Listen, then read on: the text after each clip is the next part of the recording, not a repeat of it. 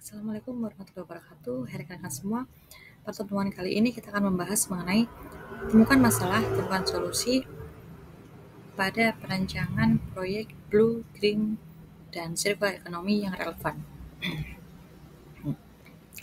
Mengapa relevansi proyek itu penting? Yang pertama dikarenakan adanya masalah lokal, di mana proyek yang bermakna harusnya berakar pada tantangan nyata masyarakat. Dengan solusi yang relevan meningkatkan penerimaan dan juga adopsi dari masyarakat. Yang kedua, solusi tepat guna, di mana solusi tersebut merupakan gagasan inovatif yang harus sesuai konteks budaya sosial dan juga lokal.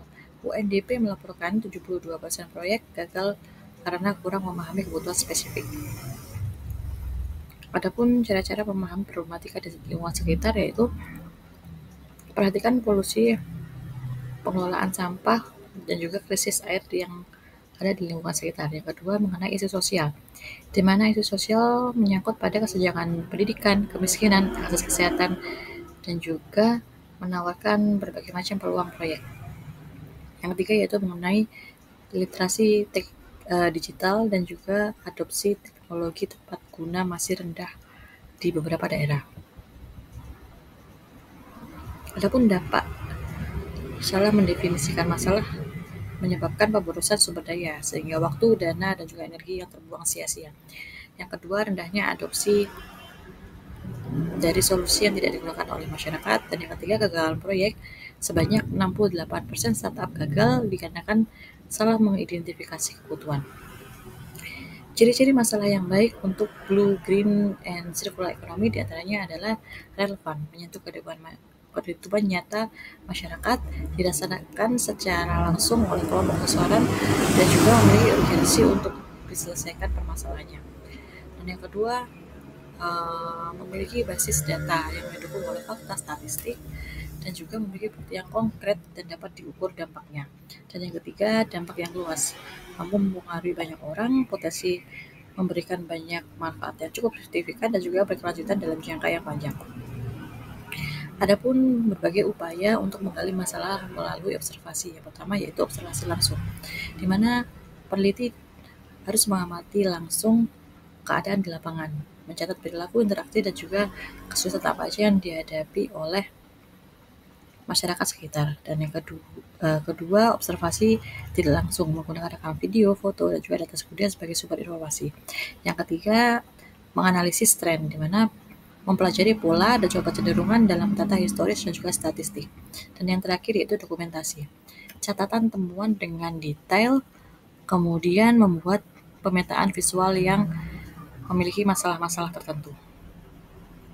Adapun wawancara dan juga survei pada penggalian data yaitu membuat daftar pertanyaan terbuka agar responden dapat berbagi pengalaman dan juga pandangan secara pribadi. Kemudian mendengarkan aktif kepada responden dan fokus memberi jawaban dan juga memberi respon untuk mendorong elaborasi.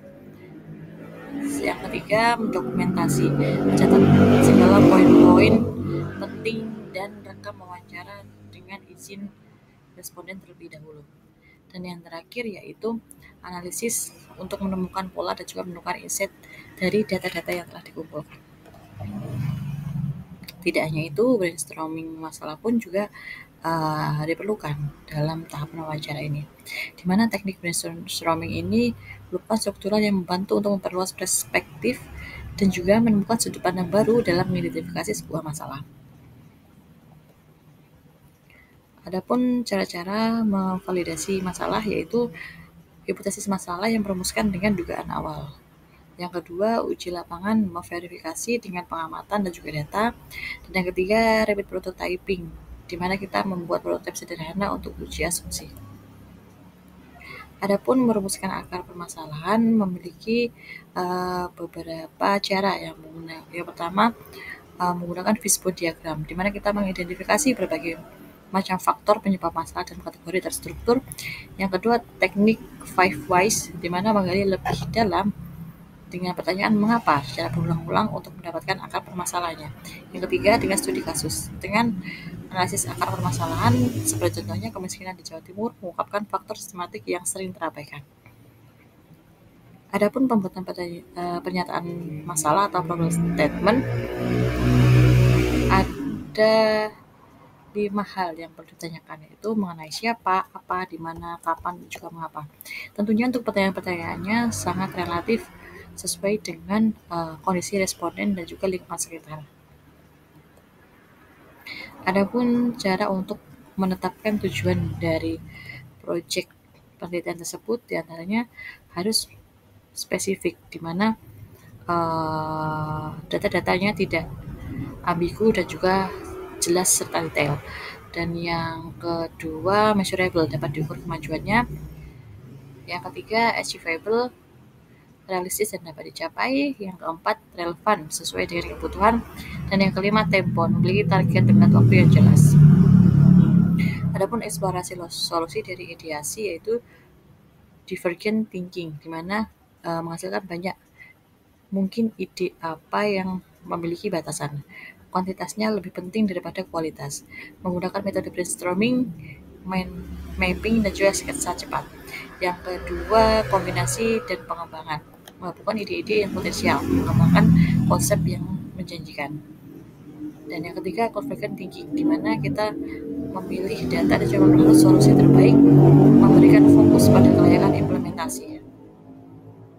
Adapun cara-cara untuk menilai kelayakan yaitu aspek positif yang internal yang mendukung solusi, kelemahan faktor-faktor dari internal yang perlu ditingkatkan lagi, peluang faktor eksternal yang menguntungkan, serta ancaman resiko eksternal yang perlu diantisipasi. Adapun tahapan-tahapan dalam penyusunan rencana proyek Blue, Green, and Circular Economy ini yaitu kita membuat timeline atau jadwal kegiatan dengan tonggak pencapaian yang jelas. Yang kedua, mengidentifikasi semua pihak yang terlibat dalam peranannya. Yang ketiga, mengenai sumber daya. Harus diperhatikan material, finansial, dan juga keahlian yang dibutuhkan. Dan yang terakhir, indikator ukuran keberhasilan yang jelas dan juga terukur. Adapun studi kasus dari proyek Blue, Green, and Circular Economy yang berhasil yaitu bank sampah digital yang ada di Bandung berhasil meningkatkan partisipasi masyarakat dalam pengelolaan sampah hingga 45% dalam 1 tahun. Pendapatan UKM pendaur ulang naik hingga 25% dalam 6 bulan berkat sistem terintegrasi tersebut. Adapun tips dan juga strategi sukses dalam implementasi proyek Blue, Green, and Circular Economy yaitu kerja tim, menciptakan kolaborasi efektif dengan peranan dan juga tanggung jawab yang jelas, meningkatkan produktivitas tim sebesar 35%. Yang kedua, komunikasi, di mana komunikasi tersebut dialog terbuka dan juga teratur dengan semua stakeholder, mencegah miskomunikasi dan juga konflik. Yang ketiga, memonitoring atau memantau secara berkala kemungkinan penyesuaian cepat dan juga preventif terhadap hambatan-hambatan yang potensial terjadi. Dan yang keempat, mengenai pembelajaran, evaluasi terus-menerus dan juga adaptasi berdasarkan temuan lapangan meningkatkan keberhasilan dari proyek tersebut.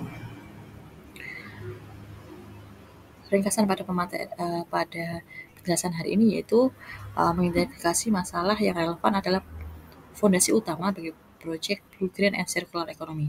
Tanpa pemahaman masalah yang tepat, solusi terbaik pun tidak akan efektif nantinya. Yang kedua, proses riset dan juga validasi sangat krusial, di mana asumsi harus diuji dengan kelengkapan data lapangan dan juga memastikan relevansi data tersebut. Dan yang ketiga, yaitu solusi berdampak dan juga berkelanjutan. Manfaat harus dirasakan oleh semua sasaran dalam jangka yang panjang. Dan yang terakhir, keberanian menghadapi masalah kompleks membuka peluang inovasi. Tantangan besar sering menghasilkan solusi paling transformatif. Sekian pemaparan materi pada hari ini. Atas kurang lebihnya mohon maaf. Assalamualaikum warahmatullahi wabarakatuh.